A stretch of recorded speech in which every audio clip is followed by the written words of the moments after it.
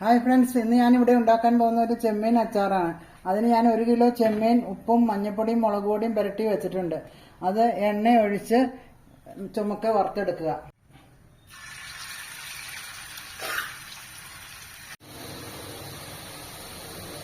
ചെമ്മീനെല്ലാം വറുത്ത് മാറ്റി വെച്ചിട്ടുണ്ട്.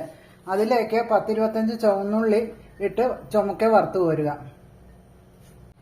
ആ എണ്ണയിലേക്ക് ഇഞ്ചി, വെളുത്തുള്ളി, മുളക് ഇട്ട് വഴറ്റിയെടുക്കുക. നന്നായിട്ട് വഴറ്റുക.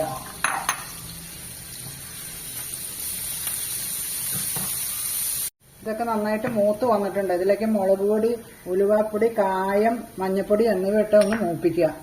മുളക് പൊടിയൊക്കെ നന്നായിട്ട് മൂത്തിട്ടുണ്ട്. ഇതിലേക്ക് വറുത്ത് വെച്ചിരിക്കുന്ന ചെമ്മീനിട്ട് ഇളക്കുക. ഇത് പാത്രത്തിലേക്ക് മാറ്റിയിട്ട് വിനാഗിരി ചൂടാക്കി ഇതിലൊഴിക്കണം. വിനാഗിരിയും കുറച്ച് വെള്ളം കൂടി ചൂടാക്കി ഇതിലോട്ട് ഒഴിക്കും. അതിലേക്ക് ഈ വറുത്ത് വെച്ചിരിക്കുന്ന ചുവന്നുള്ളി ഇട്ട് ഇളക്കും. ചെമ്മീൻ അച്ചാർ ഇവിടെ റെഡി ആയിട്ടുണ്ട്.